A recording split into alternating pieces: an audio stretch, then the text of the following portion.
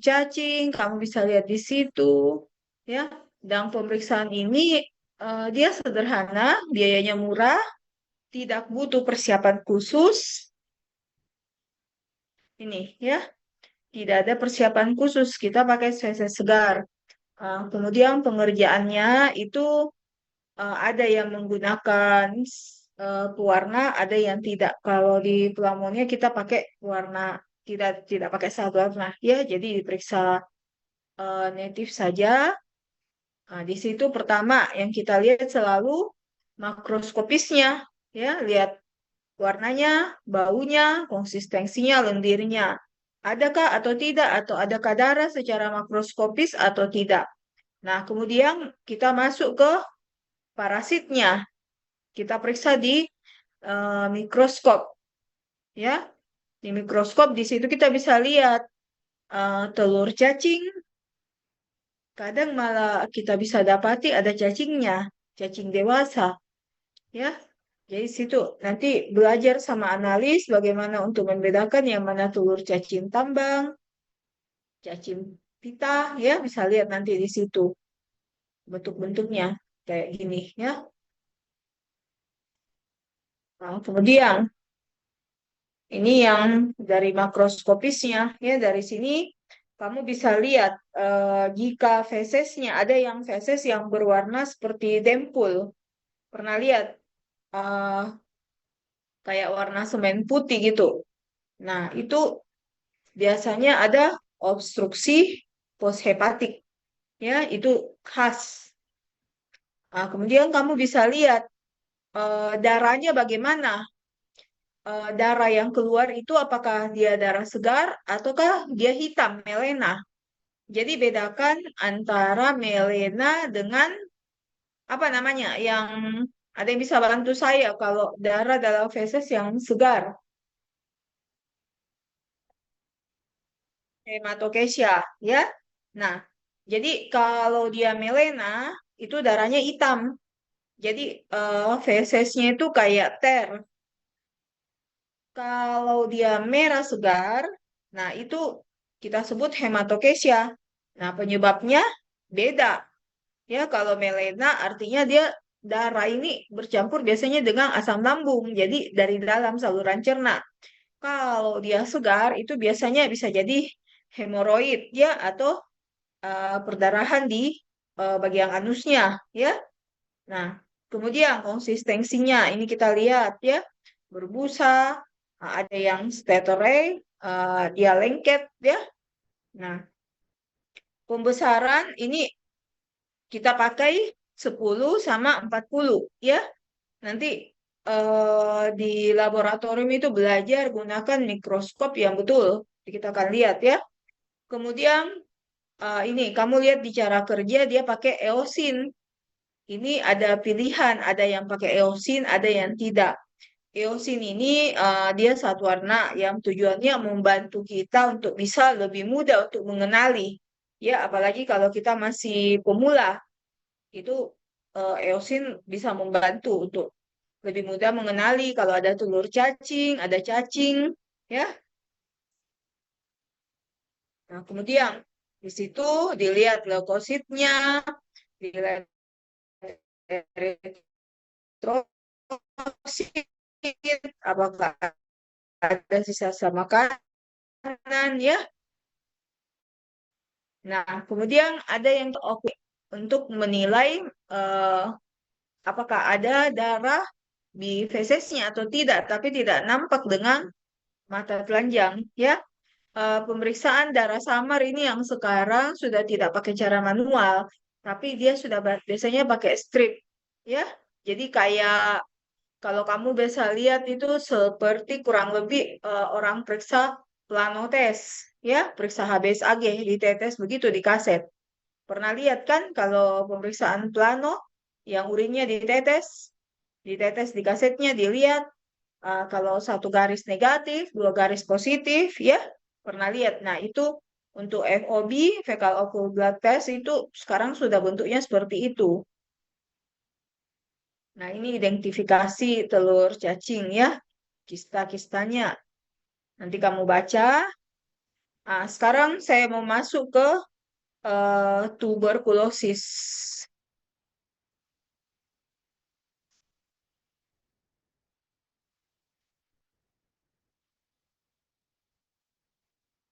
Ya, nampak? Ah, Sekarang kita masuk ke pemeriksaan tuberkulosis ya. Pemeriksaan untuk tuberkulosis itu ada macam-macam. Yang di sini kita mau periksa mikroskopisnya. Yang kita buat nanti di laboratorium itu pemeriksaan BTA, basil tahan asam ya. Nah, untuk pemeriksaan ini tujuannya pertama menegakkan diagnosis TB ya. Jadi kalau BTA-nya positif itu sudah pasti TB ya. Kemudian kita bisa menentukan potensi untuk penularan. Bagaimana? Karena di pemeriksaan BTA ini kita bisa lihat bagaimana hasilnya, apakah bakterinya plus satu, plus dua, berapa banyak ya? Kita punya perkiraan. Makin tinggi BTA-nya, makin banyak, artinya resiko untuk potensi penularannya itu akan makin besar ya. Nah, kemudian kita memantau hasil pengobatan. Jadi kalau pasien sudah berobat, sudah kita terapi dengan OAT untuk beberapa waktu, itu kita akan lakukan kontrol kembali untuk BTA-nya. Kita mau lihat keberhasilan pengobatan. Kalau pengobatannya berhasil, itu akan terjadi konversi. Biasanya dalam 2 bulan, dia terapi OAT, kita periksa kembali BTA-nya itu sudah negatif, ya. Nah, bagaimana cara pemeriksaannya? Ini yang sekarang kita sudah pakai spesimennya itu cuma 2 kali, bukan lagi 3 kali. Kalau dulunya kita pakai 3 kali, sekarang kita pakai 2. Jadi cuma sputum pagi dan sewaktu, ya. Jadi cuma 2 botol. Nah, pengumpulan dahaknya itu botolnya khusus, ya. Botol yang dipakai itu botolnya harus steril. Bagaimana caranya kita tandai? Biasanya botol yang steril itu tutupnya kuning, ya, tutupnya kuning dan botolnya baru. Nah, kemudian botol yang digunakan penampungnya itu wadahnya harus mulutnya lebar, ya. Coba lihat ini gambarnya. Jadi dia seperti ini. Jadi pasien kita kasih 2 botol. Satu diisi dengan sputum pagi hari waktu dia di rumah, yang satunya dia keluarkan saat waktu dia datang untuk bawa sputum yang pagi itu, ya. Nah, pengeluaran sputum untuk pasien TB juga tidak sembarangan. Nanti kamu akan dapati di rumah sakit ada yang kita kenal pojok sputum, ya, pojok sputum. Nah, pojok sputum itu disitulah tempat untuk dia keluarkan sputumnya. Ya, coba lihat nanti. Di semua rumah sakit pasti ada pojok sputumnya, ya. Nah, ini syarat untuk penampungan dahat yang ideal ya. Itu dan ini botolnya cuma dipakai single use, 1 kali pakai ya, karena dia steril, harus yang steril. Kemudian tutupnya itu harus pulir. Setelah itu kita harus ditulisi dengan identitas pasien. Identitas pasien ditempel di sini, bukan di tutup botol. Ya, ingat, identitas pasien itu ditempel di badannya. Kenapa? Kalau kamu tempel di tutupnya, saat dibuka itu bisa tertukar. Ya, jadi harus hati-hati soal identitas pasien. Begitu juga dengan bukan hanya di mikrobiologi, tapi semua sampel, termasuk darah. Ya, darah, urin tidak boleh kamu tempel di tutupnya. Karena tutupnya kapan terbuka, terus terbuka juga ada sampel lain, takutnya akan tertukar. Ya, nah kemudian ingat, yang kita periksa itu adalah dahak, ya, sputum, bukan air liur. Ya, ingat. Jadi kalau air liur itu nggak bisa dipakai. betul-betul lendir, ya, dahaknya, sputumnya. Nah, bagaimana cara pemeriksaannya? Itu kita buat pemeriksaan BTA, ya. Pemeriksaan BTA itu dibuat apusan seperti ini, ya. Jadi dibuat apusan, nanti kamu bisa lihat, belajar sama analis, mereka mengerjakan. Nah, setelah itu nanti dibuat pewarnaannya, pewarnaan Seal Nielsen, ya. Ini adalah satu warna yang digunakan.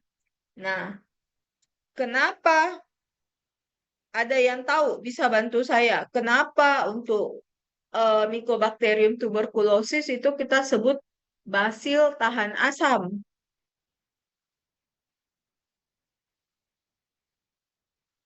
ya?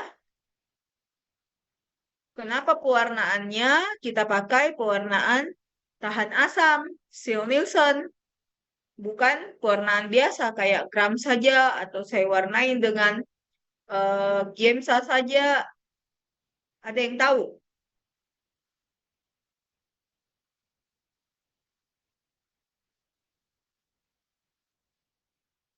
Ya, ada yang bisa bantu?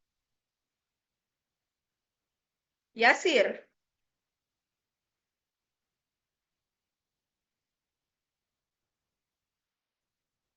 mana Yasir? Ada orangnya? Tabii dok. Iya, kenapa? Bisa bantu saya? Ada yang tahu? Dari 19 orang, ada yang tahu kenapa Mycobacterium tuberculosis kita sebut sebagai basil tahan asam? Tapi dok izin nih dok. Ya, Eh, Kalau menurut teori dok, Mycobacterium heeh. itu disebut basil tanah asam karena komposisi dinding selnya dok yang tebal. Jadi diperlukan warnaan khusus seperti Zell Nielsen dok untuk Jadi pada dinding selnya, ya ya dok. lapisan lipopolisakaridanya. Nah, makanya ini kita di pewarnaan kita pakai asam alkohol. Jadi kalau dia diwarnai, pertama dia tidak akan terwarnai. Jadi harus dilunturkan pakai asam alkohol baru saat warnanya bisa masuk. Ya, itu. Bisa paham ya? Makanya untuk Mycobacterium tuberculosis kita tidak bisa warnai dengan warna biasa. Dia nggak akan terwarnai kalau cuma ini harus di lipopolisakaridanya itu baru bisa tembus kalau kita menggunakan alkohol asam. Ya. Nah, ini cara kerjanya, cara kerja Sil Nielsen. Nanti lihat pewarnaan yang memenuhi syarat seperti ini, ya. Nah, ini saya bilang tadi, nanti di rumah sakit, di laboratorium, kamu belajar untuk bagaimana menggunakan mikroskop yang betul, ya. Nah, ini, ini hasil yang kita lihat nantinya, ya. Nah, seperti ini. Jadi kalau kamu lihat, ini yang berbaris, di gambar ini kurang jelas, tapi nanti kamu lihat di preparatnya, dia warnanya merah, ya. Jadi basil tahan asam itu warnanya merah. Jadi bentuknya basil, artinya batang. Nah, biasanya dia berbaris kayak seperti ini, basil tahan asam. Atau bentuknya seperti ini, ya, berkumpul, globus gitu. Nah, bagaimana interpretasinya? Nah, kita baca itu, ini kita seragamkan. Ini berdasarkan dari, eh, ini seragam seluruh Indonesia, kita pakai standar yang sama. Ya, jadi kalau kita geser dalam 100 lapangan pandang, 100 lapangan pandang ini artinya 100 kali digeser. 100 kali kita geser itu apa preparat dengan menggunakan lensa 40. Jadi kita lihat dalam 100 lapangan pandang, kalau tidak ada BTA kita nyatakan sebagai BTA negatif. Nah, jika dalam 100 lapangan pandang kita dapati kurang dari 10 basil tahan asam. Nah, itu kita tulis. Tulis berapa jumlahnya. Contohnya kita dapati 5, artinya 5 per 10 lapangan pandang. Per 100 lapangan pandang, ya. 5 per 100 lapangan pandang. Kemudian, jika kita dapati dalam 100 lapangan pandang itu basil tahan asamnya 10 sampai 99 BTA. Nah, itu kita kategorikan sebagai plus 1. Begitu juga kalau dalam satu lapangan pandang kamu dapati 1 sampai 10 kuman. Ya, jadi kalau banyak kumannya kita cuma melihat dalam 50 lapangan pandang. Jadi cuma 50 kali kita geser slide-nya. Ya, jadi kita geser slide-nya itu bukan asal-asalan geser ya, tapi kita menyisir. Jadi dia seperti apa ya? Kalau ini slide, kita jalan ke atas dulu, baru ke samping, turun lagi, begitu ya. Jadi dia disisir. Disisir itu untuk menilai apakah itu plus 1, plus 2, ataupun plus 3. Nah, kemudian kalau sudah keluar hasilnya, ingat slide yang dibuat ini itu tidak dibuang, ya. Dan ini kamu kerjakan nantinya di puskesmas, ya. Ini tidak dibuang, tapi slide ini akan kita setor ke dinas kesehatan. Di dinas kesehatan ini akan di cross check kembali, ya. Disinilah dinilai bagaimana kemampuan dari analis, ya, analis yang memeriksa apakah hasilnya akurat atau tidak. Ya, jadi di cross check kembali dari dinas kesehatan. Makanya untuk identitas benar-benar harus kita perhatikan baik-baik, apalagi sekarang TB ini sudah ada sistem informasi TB yang nasional, ya. Jadi seluruh Indonesia itu sudah terintegrasi, ada yang namanya SITB, Sistem Informasi untuk Tuberkulosis. Ya, SITB semua rumah sakit, semua puskesmas dia punya akun. Jadi pasien kalau kita dapati positif itu akan kita laporkan masuk ke SITB. Jadi mau kemana pun ini pasien seluruh Indonesia, kita harapkan dengan SITB dia tidak akan mengalami yang namanya putus obat karena dia terpantau dalam satu sistem. Ya, itu yang namanya SITB. Nah, sampai sini ada yang kau mau tanyakan?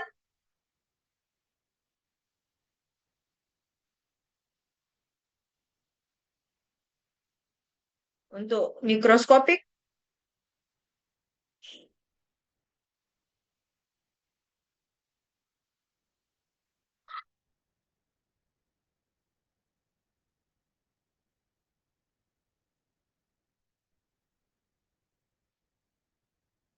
saya mau lanjut ke eh, pemeriksaan TB yang selanjutnya. Jadi, kalau kita sudah buat BTA-nya, itu kita buat juga pemeriksaan TCM, tes cepat molekuler. Ya, ini. Jadi, tes cepat molekuler ini pada prinsipnya dia PCR. Ya, ini. Seperti ini mesinnya. Itu mesinnya namanya GeneXpert. Dia buatan Amerika. Mesin ini dia portable. Jadi kecil saja mesinnya. Dulunya waktu sebelum digunakan untuk TB, mesin ini dipakai di Afrika waktu wabah Ebola. Ya. Nah, sekarang mesin GeneXpert itu ada semua hampir tersebar di puskesmas. Hampir semua puskesmas sekarang banyak sekali TCM-nya. Dan TCM ini ketriknya kita dipasok dari Dinkes, ya. Jadi kita tidak membeli ketrik. Jadi rumah sakit, puskesmas itu dipasok dari dinas kesehatan, itu ada kerjasama dengan Global Fund untuk pengadaan ketriknya, ya, dalam program Stop TB. Nah, ketrik ini karena dia dipasok pengadaan dari pusat itu makanya harus dilaporkan dalam SITB. Inilah bentuk pertanggungjawaban kita untuk penggunaan ketriknya. Jadi kita tidak sembarangan mau mengulang, mau apa itu semua ada pelaporannya, ya. Ini pasti kalian dapati yang tugas di puskesmas nantinya, ya. Nah, TCM ini saya katakan dia berbasis PCR. Jadi dengan TCM dia bisa mendeteksi adanya Mycobacterium tuberculosis ataupun resistensi rifampicin. Ya, kita tahu obat OAT salah satunya adalah rifampicin ya dalam paket OAT-nya. Nah, yang paling sering terjadi resistensi itu yaitu rifampicin. Makanya ini dideteksi TB-nya, Mycobacterium tuberculosisnya dengan rifampicin. Nanti tolong diperhatikan saat kamu kosap, ya. Kalau kosap, kalau stase di mikro lab dots, lihat hasil yang keluar. Di situ ada tampilan grafik deteksi dari gen yang dideteksi di PCR. Nah, selanjutnya dia akan tulis hasilnya seperti ini, ya. Kamu lihat MTB detected, rifampicin resistant detected. Nah, ini artinya apa? Ini artinya ada terdeteksi DNA dari Mycobacterium tuberculosis, artinya ada TB-nya, ya, kuman Mycobacterium tuberculosis dia deteksi. Nah, kemudian apalagi dia tulis rifampicin resistant detected. Artinya dia deteksi ada resisten terhadap obat rifampicin, ya. Ada mutasi pada gen RPOB, ya. Ini. Nah, kalau seperti ini apa yang terjadi? Nah, di sini artinya kita kategorikan dia sebagai TBRO, ya. Kamu kan sudah belajar teorinya. Ada yang namanya eh, TBRO, TBSO, ya kan? Ada toh? TB resisten obat, ada TB sensitif obat. Nah, kalau rifampicin-nya terdeteksi, resistensi rifampicin terdeteksi itu adalah kasus TBRO, ya. Yang kamu kasih paket terapinya, regimen terapinya tentu akan berbeda, ya. Dia masuk ke regimen terapi untuk TBRO. Nah, begitu juga kalau didapati hasil MTB detected, rifampicin resistant not detected. Itu artinya Mycobacterium tuberculosisnya ada terdeteksi DNA dari kuman, tapi tidak ada resistensi dari rifampicin. Nah, kalau seperti ini artinya kita kategorikan sebagai TBSO. Ya, itu adalah TB sensitif obat. Jadi kamu kasih terapi regimen dengan TBSO. Ya. Nah, sekarang jika kita temukan hasil MTB detected, rifampicin resistant indeterminate, apa yang kamu lakukan? Jadi, kalau seperti ini, itu kita akan ulangi, ya. Ingat, kita cuma diperkenankan mengulang satu kali, ya, terkait dengan penggunaan ketrik, ya. Jadi kita harus ngulang satu kali saja. Kalau memang masih ada masalah, itu akan kita rujuk ke Dinkes, ya. Nah, ini pun harus dilaporkan penggunaannya. Terus ada juga yang hasilnya dia tulis MTB not detected. Nah, kalau seperti ini artinya apa? DNA dari kuman TB tidak ada, ya. Nah, kalau seperti itu bisa jadi itu bukan kasus TB, ya. Nah, eh, ini yang invalid error, ya. Nah, ini distribusi TCM. Jadi 2018 saja TCM itu sudah ada di 95 puskesmas. Apalagi sekarang 2024 itu distribusinya sudah banyak sekali. Ya, kalau kita di Plamonia, kita kalau saya tidak salah ingat itu kita ada 3 puskesmas yang mengirim sampel ke kita. Ya, jadi untuk TB mereka sudah punya jaringan yang bagus sekali untuk pengiriman sampel. Pengiriman sampel itu menggunakan PT Pos, ya. Jadi ada kurirnya, ada aplikasinya. Jadi kurir sisa kita panggil, kita untuk jemput sampel, dia akan bawa. Nah, jadi tugasnya kamu harus tahu bagaimana untuk packing, packing sampelnya yang aman. Ya, kalau seandainya kamu tugas di puskesmas yang belum punya TCM, ya, jadi harus merujuk ke rumah sakit. Nah, itu kalau seperti itu ada di situ di buku petunjuk bagaimana untuk packing sampelnya, ya, karena kita ingat sampel TB ini sputumnya itu adalah bahan yang infeksius, ya. Jadi harus hati-hati, kita harus packing dengan betul baru diserahkan kepada petugas dari PT Pos untuk dikirim, ya. Nah, selanjutnya, kalau ini kita juga bisa lakukan, ini nanti kamu lihat di mikrobiologi, ya. Mikro stase laboratorium mikro ini kulturnya, ya, ini bisa menggunakan medium Algae Lowenstein-Jansen, tapi untuk medium Algae ini sangat lama, dia 3 bulan baru tumbuh, ya, jadi untuk pasien itu terlalu lama untuk mau menunggu, ya. Nah, sampai sini kamu ada pertanyaan?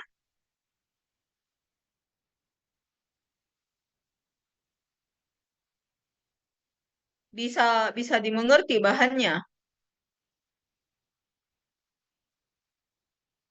Ada yang mau bertanya? Bisa paham apa yang kamu mau lihat nantinya, ya, untuk infeksi tropis. Nah, kemudian selain itu di infeksi tropis juga ada malaria, ya. Kalau tadi kamu sudah belajar tentang pemeriksaan imunologi malaria pakai RTD kan, rapid test. Nah, sekarang pemeriksaan malaria supaya pasien bisa dapat obat malaria itu kita harus buat DDR-nya, hapusan darah tebal, ya. Rapid test tidak bisa untuk mendapatkan obat malaria, ya. Obat malaria itu, masalahnya obat malaria, biar kamu punya uang, kamu nggak bisa beli. Karena obat malaria sampai sekarang tidak ada dijual bebas, ya. Jadi bagaimana pasiennya kita bisa dapat obat malaria, itu kita tukar dengan slide yang positif. Kita setorkan slide positifnya ke dinas kesehatan, itu baru kita dikasihkan obat. Ya, tujuannya apa? Obat dibatasi seperti ini untuk mencegah terjadinya resistensi. Ya, sama seperti prinsipnya antibiotik yang sekarang sudah mulai banyak terjadi resistensi. Jadi, ini tujuannya untuk mencegah terjadinya resistensi supaya tidak sembarangan digunakan karena proses untuk menemukan satu obat baru itu tidak mudah. Ya, kita butuh waktu puluhan tahun untuk bisa menemukan satu obat baru. Sementara untuk membuat resistensi itu bisa cepat sekali, bisa bikin kuman jadi mutasi, akhirnya terjadi suatu resistensi. Nah, kalau resisten, kita harus kasih apa lagi, ya? Itu pertimbangannya, makanya direstriksi seperti ini. Nah, tadi kamu belajar untuk imunologi, pemeriksaan imunologi malaria. Nah, rapid test malaria itu punya banyak kelemahan, ya. Jadi kalau kita ibaratnya kita bicara kalau di antara pemeriksaan rapid semua, rapid yang paling banyak kelemahannya itu adalah rapid malaria, ya. Kenapa saya katakan paling banyak kelemahannya? Rapid malaria itu paling banyak positif palsunya dan paling banyak negatif palsunya. Rapid malaria biar positif belum tentu malaria beneran pasienmu, ya. Jadi harus hati-hati. Kita menginterpretasikan hasil lab tidak bisa cuma dari satu hasil. Tidak bisa juga cuma melihat hasil lab. Tapi kamu harus lihat selalu bagaimana kondisi klinis pasien. Ya, hubungkan dengan pemeriksaan lab yang lain. Contohnya, malaria. Pasien malaria kalau kita lihat darah rutinnya, apa yang kamu bisa lihat dari darah rutinnya? Ada yang bisa bantu saya? Ya, yang 2 orang lagi temanmu mana? Siapa yang tidak ada ini? 3 orang, Dosen Diana, apa ya, sih? kurang 2 orang.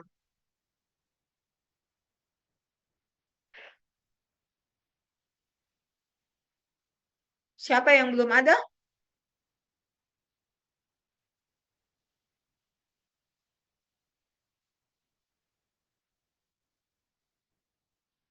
Ketua kelasnya?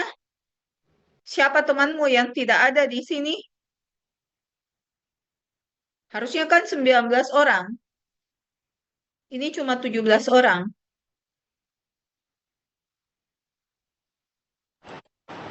Tapi dok atas nama Aisyah Iza dok. Ya, siapa namanya? Ketua kelasnya yang mana? Tapi dok saya dok Indar. atas nama Indar Wirawijaya dok. Nanti kamu chat saya namanya, ya, Tapi yang baik tidak dok. hadir itu. Nah,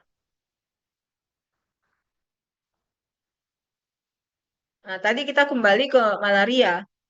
Nah, malaria kalau rapid test itu dia banyak sekali kelemahannya. Contohnya, yang paling sering kami dapati itu HIV, ya. HIV dengan malaria kadang juga rancu di sana. Ya, dia bisa muncul sebagai positif palsu. Padahal saat kita konfirmasi mikroskopisnya itu tidak, ya. Kemudian pasien malaria, darah rutinnya biasanya kita lihat ada gambaran apa di darah rutin? Ada yang ada yang bisa bantu?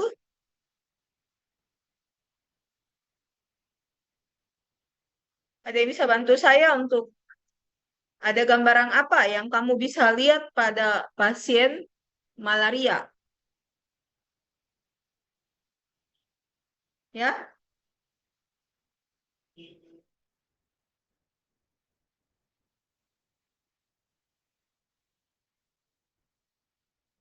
ada gambaran apa?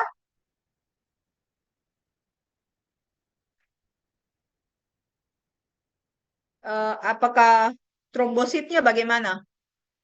Ada yang tahu kalau malaria trombositnya Kurang ada bagaimana dok. biasanya? Satu dok Ya, Trombositopeni dok. trombositopeni dok. trombositopeni, ya. Jadi sebagian besar pasien malaria itu kita akan dapati trombositopeni, tapi tidak menutup kemungkinan ada beberapa kasus juga bisa trombositnya normal, ya. Nah, kalau dia trombositopeni, dia muncul ada gejala klinis yang khas, ya, ada demam dengan pola yang khas. Itu kan berbeda-beda. Malaria tertiana, malaria quartana, ya. Nah, di situ kamu bisa kita buat DDR-nya, apusan darah tebal, ya. Nah, di apusan darah tebal, sampingnya itu nanti kamu lihat, kamu boleh pinjam slide dari analis, ada banyak di pelamunnya. Nah, itu bisa lihat di samping darah tebal itu selalu dibuat apusan darah tipis. Ya, ada apusan darah tipis. Jadi tujuannya apa? Di apusan darah tebal kita gunakan untuk menentukan ada atau tidak parasitnya. Ya, ada enggak plasmodiumnya? Di situ kita bisa lihat. Jadi pertama yang kita lihat adalah apusan darah tebal. Tentukan dulu ada atau tidak parasitnya. Nah, kalau sudah dapat ada, apa yang kita lakukan? Sekarang saya mau tentukan ini spesies apa? Apakah ini suatu Plasmodium viva, Plasmodium falciparum, atau Plasmodium ovala, atau Plasmodium knowlesi? Nah, bagaimana menentukan morfologinya? Itu kita lihat pada hapusan darah tipis, ya, di darah tipis. Jadi bukan mulai dari hapusan darah tipis lebih dulu. Selalu kita mulai pada hapusan darah tebal, ya. Nah, kalau sudah di hapusan darah tipis, kamu lihat morfologinya, lihat juga stadiumnya. Stadium apa? Apakah dia bentuk trofozoid, bentuk ring, bentuk gamet, ya? Tentukan. Tentukan di situ. Nah, kemudian apakah selesai sampai sini? Belum. Ya, untuk pemeriksaan malaria kita harus melakukan hitung hitung parasit. Hitung parasitnya berapa? Tujuannya apa? Ini yang jadi kontrol untuk kita keberhasilan terapi, ya. Monitoringnya pasca terapi. Jadi sambil di terapi, berapa hari kemudian, 3 hari kemudian, klinisi akan minta lagi berapa hitung jenisnya. Di situ dimonitoring. Apakah berkurang ataukah sudah hilang? Ya, di situ ada laporannya. Nah, itu jadi bahan untuk follow up-nya kita. Ya, bagaimana hasil terapimu. Dan itu juga dimonitor dari Dinas Kesehatan. Di situ ada yang namanya Sistem Informasi Malaria, ada SIMAL. Ya, ini terintegrasi juga sekarang seluruh Indonesia ya dengan SIMAL.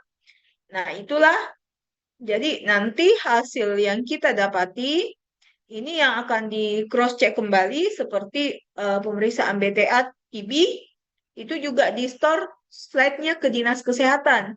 Selain kita gunakan untuk mendapatkan obat malaria, itu kita pakai untuk di cross check bagaimana performa laboratoriumnya kita, ya, bagaimana SDM-nya kita, apakah memeriksanya benar atau tidak, ya, itu. Jadi ingat, nanti kamu bisa lihat di Pelamunnya itu ada banyak, karena di situ banyak tentara yang pulang dari penugasan. Kalau di Makassar susah kamu dapati karena kita bukan daerah endemis malaria. Ya, jadi kesempatanmu nanti siapa yang stase Pelamunnya minta Pak Burhan. Di situ banyak slide. Belajar sama Pak Burhan, dia bisa kasih jelaskan kamu di situ ya. Karena itu yang kamu pakai. Obat malaria tidak ada dijual bebas. Biar kau punya uang, kau tidak bisa beli. Ya, jadi itu gunanya.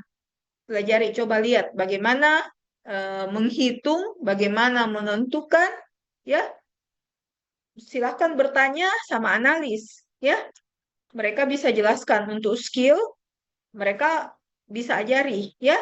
Tujuannya kamu koas itu bukan untuk bekerja jadi analis, tapi tujuanmu, kompetensimu kan dokter umum.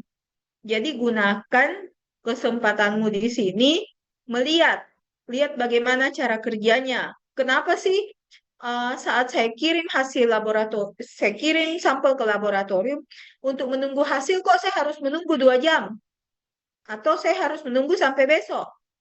Ya, di situ kamu belajar proses apa sih yang dibuat orang di laboratorium, bagaimana persiapan sampelnya, bagaimana pengolahannya, bagaimana validasi hasil. Nah, kalau sudah selesai, di laboratorium kita ada sistem informasi laboratorium, ya. Di situ ada rekaman semua hasil pemeriksaan pasien selama ini, ya. Termasuk kamu bisa telusur kayak pasien, contohnya malarianya positif, ya. Ini pasien sudah dapat terapi.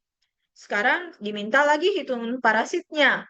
Kamu bisa lihat hasil hitung yang lampaunya itu berapa, ya. Di situ ada. Jadi boleh buka untuk sistem informasi laboratorium. Silakan buka, belajar menginterpretasikan, ya. Jadi hasil-hasil lab yang ada di sistem informasi laboratorium, silakan kamu buka, kamu bisa belajar interpretasi. Kalau hasilnya seperti ini pasiennya bagaimana, ya. Begitu juga kamu bisa lihat hasil-hasil lampaunya. Contohnya pasien-pasien DBD yang kontrol trombosit. Nah, di teorinya kan kamu belajar pola penurunan trombositnya itu kan bentuknya kayak sadel, ya, pelana kuda. Nah, di situ kamu bisa lihat di lab, benar nggak kejadiannya seperti itu, ya? Apakah trombositnya benar-benar dia turun di hari ketiga, ya? Terus hari keberapa dia naik kembali? Di situ ada data semua yang kamu bisa buka di laboratorium, ya. Silakan dibuka, ya. Kamu bisa bertanya, mau tanya sama dokter penanggung jawab boleh, mau tanya sama analis boleh. Jadi tolong saat stase di laboratorium aktif, ya. Kalau kamu pasif, kita tidak tahu apa yang kau tidak paham, ya. Jadi silakan bertanya, tidak usah malu, baca bukumu, baca teorimu, karena di sini kamu bisa hubungkan apa yang jadi teori yang selama ini kamu pelajari dengan apa yang akan kamu temukan di klinis. Ya, disinilah jembatan penghubungnya, kamu bisa lihat. Ya, sampai sini ada yang kamu tanyakan? Siapa-siapa yang stase pelamonnya besok?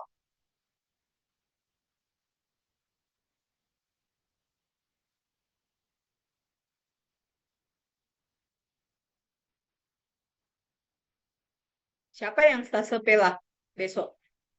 Ada? Habis saya dok. Heeh. Fauzan. Siapa lagi? Berapa orang kok? Tapi dok ada 10 orang. Pneumonia besok dok. 10 orang yang ke pelamonnya.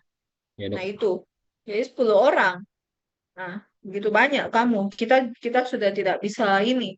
Tidak akan bisa bimbing bagaimana satu-satu ya. Jadi tolong belajar yang aktif ya. Di situ ada sistem informasi laboratorium, analis cukup kooperatif, boleh belajar ya. Oke. Kalau tidak ada lagi yang mau tanyakan, kita tutup bimbingannya. Terima kasih untuk hadirannya sore ini. Nanti ketua kelasnya jangan lupa saya di Japri nama satu orang yang tidak ikut SUP ya. Tapi ya baik dok. Oke. Ya, saya tutup ya. Waalaikumsalam warahmatullahi wabarakatuh. Terima kasih. Tapi dok, terima kasih banyak dok. Terima kasih banyak dok. Saya live ya.